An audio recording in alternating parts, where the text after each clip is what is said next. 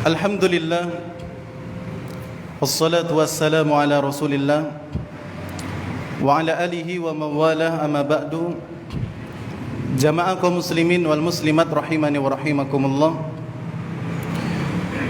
Alhamdulillah, pada kesempatan malam hari ini kita bisa bersama-sama melaksanakan solat isya dengan berjamaah. Dan insyaAllah akan kita lanjutkan dengan melaksanakan solat tarawih dengan berjamaah.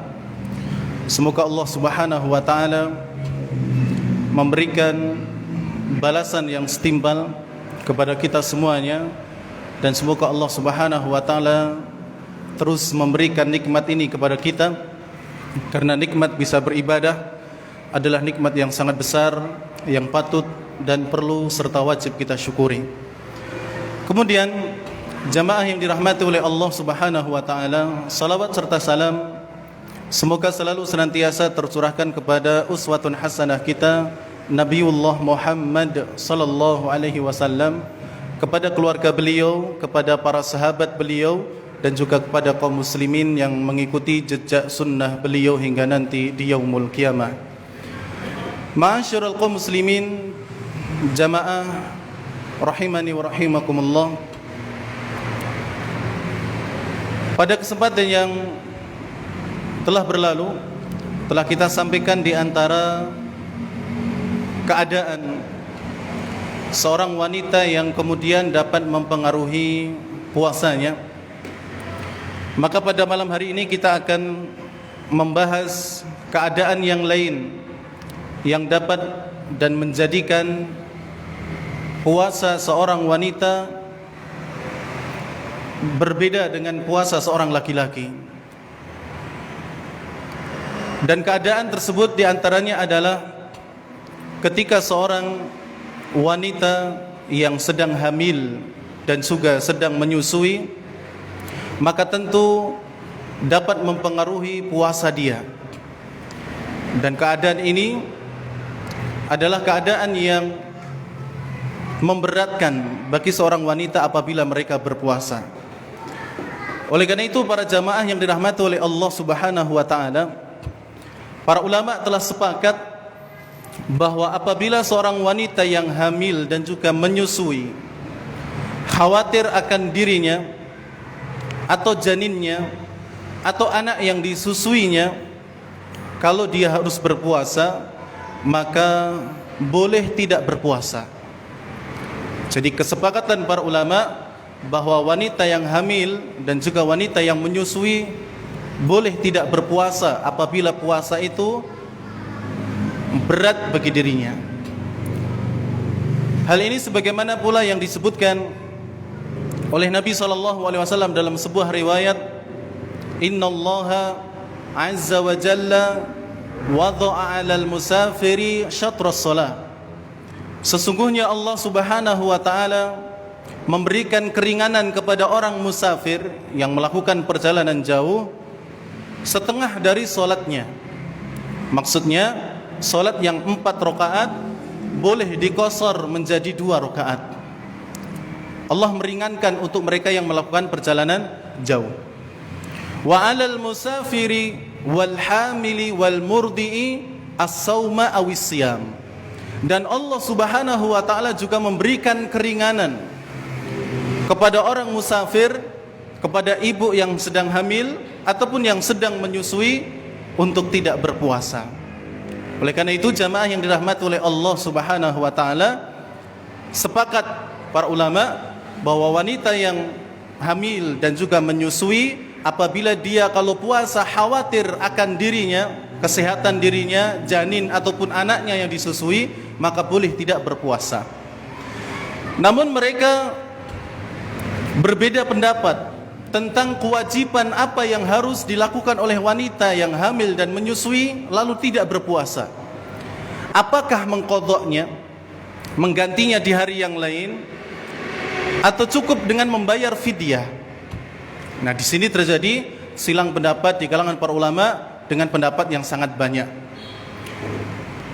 Kemudian jamaah yang dirahmati oleh Allah Subhanahu wa taala, hal ini karena seorang wanita yang hamil dan menyusui boleh tidak berpuasa karena memiliki uzur, memiliki alasan yang syar'i, yaitu hamil dan juga menyusuinya tersebut. Kemudian khawatir kalau tetap berpuasa akan memberikan pengaruh kepada kesehatan dirinya, bayi ataupun janinnya. Oleh karena itu uzur dalam Islam itu ada dua macam. Yang pertama uzur atau alasan yang bisa hilang, sehingga kalau sudah hilang dia wajib berpuasa. Seperti orang yang sakit, kemudian orang yang sedang musafir, ya. Maka seperti dua orang ini, suatu saat orang yang sakit sembuh, maka dia wajib berpuasa. Suatu saat orang yang musafir tidak musafir lagi, maka wajib puasa. Kemudian uzur yang kedua adalah uzur yang tidak bisa hilang, sehingga orang yang memiliki uzur yang tidak bisa hilang ini cukup membayar fidyah.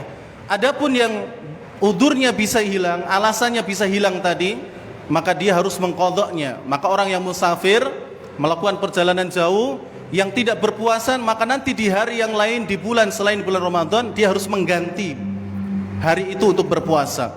Demikian pula orang yang sakit, beberapa hari sakit sehingga tidak bisa puasa, maka nanti kalau sudah sembuh di bulan selain bulan Ramadan, dia harus mengganti sejumlah hari yang dia tinggalkan dari puasanya. Namun bagi mereka yang memiliki alasan yang tidak bisa hilang, maka mereka berkewajiban untuk membayar fidyah dan tidak mengqadha'. Kenapa tidak mengqadha', tidak mengganti di hari yang lain? Karena alasannya ada terus.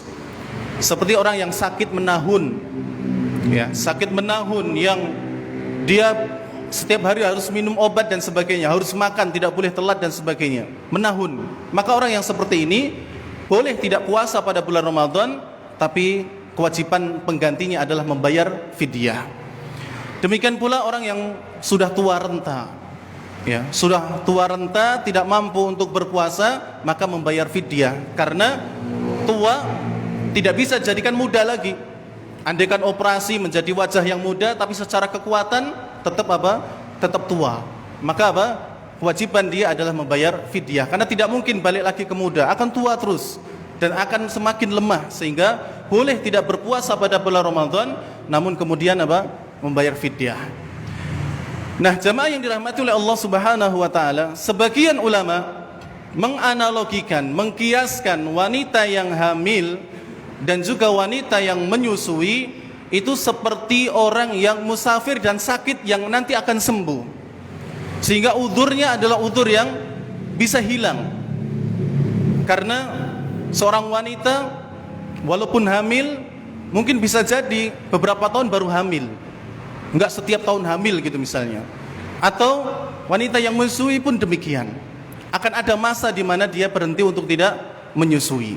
Maka dianalogikan, dikiaskan kepada mereka yang musafir, sehingga wanita yang hamil dan menyusui kalau di bulan Ramadan dia tidak berpuasa, maka harus mengqadha', mengganti di hari yang lain. Ini menurut pendapat sebagian ulama. Adapun pendapat yang lain, seperti pendapatnya Abdullah bin Abbas, demikian pula Abdullah bin Umar, dua sahabat yang mulia, ketika keduanya ditanya tentang wanita yang hamil dan menyusui apakah membayar fidyah ataupun membayar ataukah mengqadha', maka keduanya mengatakan tut'iman wala taqdiyan.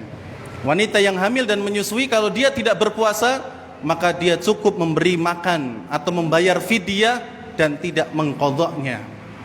Ya, ini pendapat yang lain dari pendapat di kalangan para ulama. Lalu kemudian jemaah yang dirahmati oleh Allah Subhanahu wa taala, kalau kita ingin aman, kalau seorang wanita yang hamil dan menyusui pengen aman dari dua pendapat di atas, maka jika seorang wanita hamil dan menyusui tidak berpuasa, maka usahakan di bulan selain bulan Ramadan mengqadha'nya terlebih dahulu, menggantinya terlebih dahulu, berusaha untuk menggantinya terlebih dahulu. Misalnya 30 hari memang dia tidak berpuasa karena sedang hamil dan menyusui, maka di luar Ramadan hendaknya dia berpuasa dulu, menggantinya dulu, membayar dengan hari yang lainnya terlebih dahulu. Jika memang benar-benar tidak kuat, maka hendaknya dia membayar fidyah saja, ya, membayar fidyah jika memang tidak kuat. ya. Tapi kalau memang kuat terus ya berpuasa, 1 hari dicoba ternyata kuat, 2 hari terus sampai 10 hari misalnya, tapi ternyata setelah itu kok enggak kuat, ya sudah, kemudian membayar fidyah. Karena memang perbedaan pendapat di kalangan para ulama tentang wanita hamil dan menyusui apakah mengqadha atau membayar fidyah, maka di sini terjadi silang pendapat yang sangat panjang dan ketat sekali. Namun kalau kita pilih pendapat yang tengah-tengah, wanita yang hamil dan menyusui apabila tidak berpuasa di bulan Ramadan, berusaha nanti di luar Ramadan mengqadha terlebih dahulu puasa yang dia tinggalkan. Kalau memang tidak kuat, tidak mampu, maka cukup membayar fidyah. Wallahu taala a'lam bishawab. Jamaah yang dirahmati oleh Allah Subhanahu wa taala, ini yang dapat kita sampaikan. Adapun mengqadha jelas mengganti di hari yang lain, adapun membayar fidyah maka insyaallah akan kita sampaikan di kesempatan yang lain biidznillah subhanahu wa taala. Demikian, kurang lebihnya mohon maaf. Assalamualaikum warahmatullahi wabarakatuh.